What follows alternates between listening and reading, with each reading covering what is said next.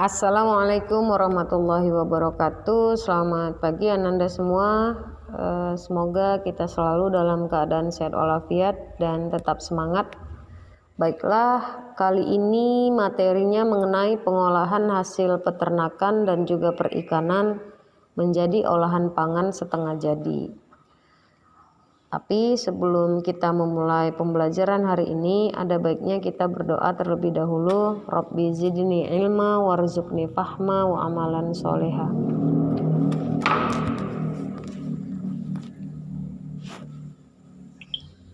Nah, kita tahu bahwasanya kebutuhan protein hewani setiap tahunnya meningkat dibandingkan dengan jumlah warga negara di Indonesia. Oleh sebab itu saat ini banyak yang menyediakan bahan-bahan protein hewani yang melakukan proses pengolahannya berupa bahan ikan dan juga daging menjadi bahan setengah jadi agar bisa diolah kembali menjadi variasi makanan yang baik, apakah itu tradisional ataupun modern. Nah, hasil jenis-jenis olahan pangan setengah jadi bisa kita lihat melalui berbagai bentuk, rasa, dan lain-lain yang kita temui di pasar ya. Jenis olahannya berupa yang kalian lihat di gambar. Ini adalah jenis olahan pangan setengah jadi. Jadi pengolahan setengah jadi ini dilakukan pada ikan dan juga daging yang saat ini berkembang seiring dengan perkembangan gaya hidup masyarakat yang lebih suka mudah dan praktis ya, dan juga memiliki kandungan gizi yang baik. Nah, hasil olahan ikan dan daging ini diproses melalui beberapa tahapan, bisa berupa kalian lihat di gambar. Hasil peternakan yang menjadi bahan pangan manusia ini sering mudah mengalami pembusukan. Nah, ini guna menanggulangi hal tersebut, maka dibuatlah makanan olahan setengah jadi yang memiliki umur simpan yang relatif lebih lama. Di antaranya telur yang diolah menjadi telur asap, telur asin, kemudian daging yang diolah menjadi dendeng ataupun kornet, bakso yang paling sering kita jumpai, kemudian susu yang diolah menjadi bubuk susu, krim susu, dan juga lain-lain.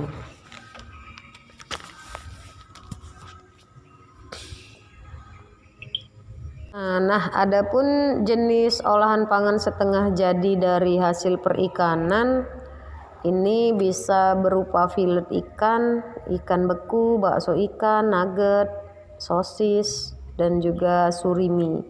Nah, hasil perikanan berupa udang biasanya diolah menjadi tempura beku, otak-otak, dan juga bakso udang.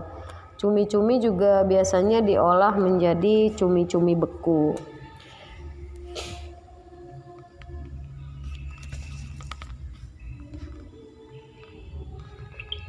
Adapun manfaat-manfaat olahan bahan setengah jadi ini bisa kita peroleh. Yang pertama, memiliki nilai ekonomis yang cukup tinggi, kemudian mudah untuk disimpan, lebih tahan lama, mudah dikemas, dan menjadi salah satu komoditas ekspor dan juga impor.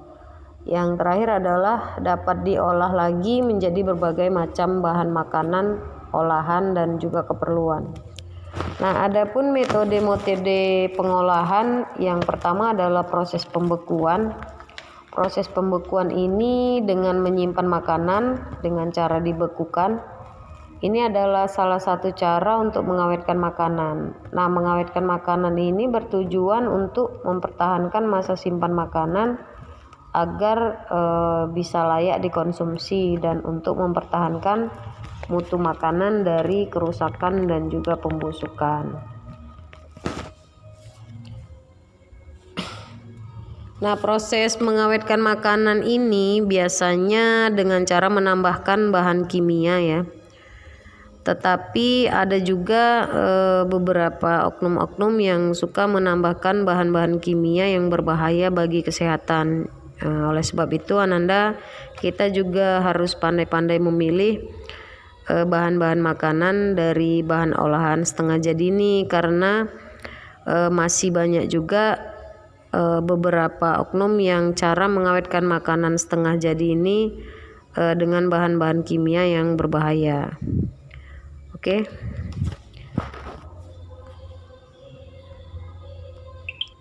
Adapun manfaat-manfaat olahan bahan setengah jadi ini bisa kita peroleh. Yang pertama, memiliki nilai ekonomis yang cukup tinggi, kemudian mudah untuk disimpan, lebih tahan lama, mudah dikemas, dan menjadi salah satu komoditas ekspor dan juga impor. Yang terakhir adalah dapat diolah lagi menjadi berbagai macam bahan makanan, olahan, dan juga keperluan. Nah, adapun metode pengolahan, yang pertama adalah proses pembekuan. Proses pembekuan ini dengan menyimpan makanan dengan cara dibekukan. Ini adalah salah satu cara untuk mengawetkan makanan.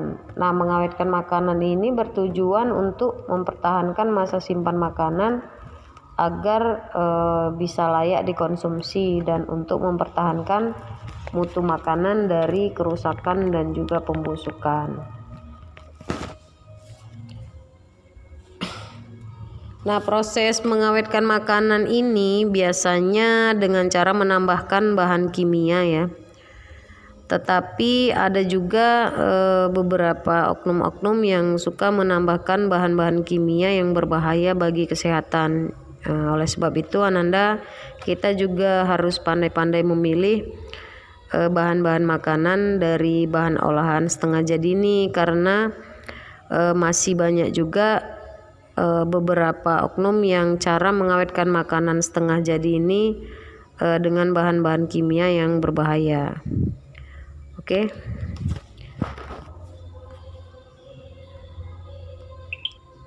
Ini adalah tahapan-tahapan mengenai pengolahan cara membuat empal sapi ya, Nanda.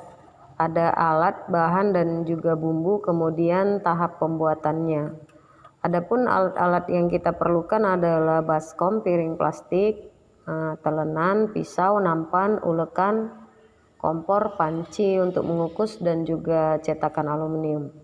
Nah, bahan-bahan yang harus kita sediakan yaitu tepung panir atau tepung roti kasar sebanyak 100 gram, daging ayam yang digiling halus 300 gram, tepung terigu protein tinggi 100 gram, wortel 1 buah ukurannya sedang yang sudah kita parut kasar, kemudian telur ayam 2 butir, nah minyak untuk menggoreng, dan juga daun bawang 2 batang yang sudah diiris-iris kecil. Bumbu yang biasanya kita pakai adalah penyedap rasa 1 sendok teh, garam secukupnya, dan juga gula. Nah, tahapan pembuatannya yang pertama adalah kocok telur dengan tepung terigu. Nah, setelah tercampur rata, diaduk, kemudian tambahkan daging ayam giling tadi, kemudian wortel parutnya, dan juga daun bawang. Jangan lupa penyedap rasa, gula, dan juga garam secukupnya. Kemudian diaduk rata dan dibuat adonan menjadi beberapa bagian ya, sesuai dengan selera. Ya, namun saran usahakan jangan terlalu besar-besar. Itu agar tidak terlalu lama menggorengnya. Nah, kemudian setelah itu ambillah 5 sendok makan tepung roti kering, kemudian sisihkan dalam wadah, masukkan 1/1 adonan nuggetnya ke dalam kocokan telur tadi, kemudian diguling-gulingkan ke dalam tepung panir kasar, dan juga kemudian digorenglah nugget tadi. Nah, setelah digoreng ditiriskan, tunggu beberapa saat, dan boleh disimpan di dalam lemari es dalam bentuk beku. Oke, Ananda. Selanjutnya untuk penyajian dan pengemasan. Nah, penyajian dan kemasan produk setengah jadi dari ikan dan daging ini biasanya menggunakan plastik yang divakum ya, serta dapat dikemas dengan menggunakan kaleng. Nah, pengalengan itu metode pengawetan makanan dengan memanaskannya dalam suhu yang akan membunuh mikroorganisme, kemudian menutupnya dengan rapat. Daya awet makanan kaleng ini juga sangat bervariasi ya, sangat bergantung pada jenis bahan pangannya apa, jenis wadahnya, kemudian proses pengalengannya, dan juga kondisi serta tempat penyimpanannya. Nah, kerusakan makanan kaleng biasanya terjadi karena perubahan tekstur dan juga cita rasanya dibandingkan dengan kerusakan karena mikroorganisme, dan biasanya mudah terjadi karat pada pengalengan. Baiklah Ananda, untuk pengolahan bahan setengah jadi itu dulu yang bisa Ustazah sampaikan. Kita akan lanjutkan di episode berikutnya. Semoga bermanfaat. Namun sebelumnya Ustazah akan menyampaikan ada sebuah ayat Al-Quran di dalam surah Al-Ma'idah ayat 88 yang mana artinya, dan makanlah makanan yang halal lagi baik dari apa yang Allah telah rezekikan kepadamu, dan bertakwalah kepada Allah yang kamu beriman kepadanya. Nah, sekian dulu Ananda, semoga bermanfaat. Nanti kita akan melanjutkannya di kelas. Untuk itu Ustazah sudahi dengan wabillahi taufik wal hidayah. Assalamualaikum warahmatullahi wabarakatuh.